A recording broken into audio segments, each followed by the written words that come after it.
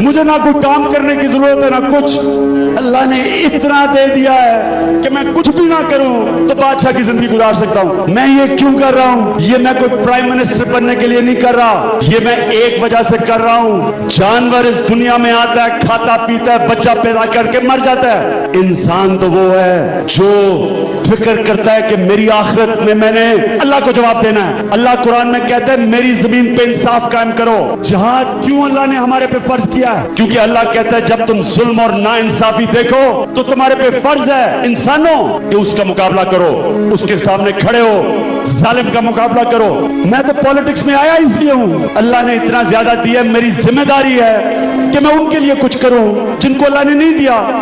دیکھو پاکستانیوں، یہ اپنا ایمان مضبوط کرو، اللہ کے ہاتھ میں زندگی موت ہے، تم موت کا ٹائم ادھر ادھر نہیں کر سکتے، یہ خوف ختم کر دو موت کا۔ اور جو سب سے زیادہ لوگ ڈرتے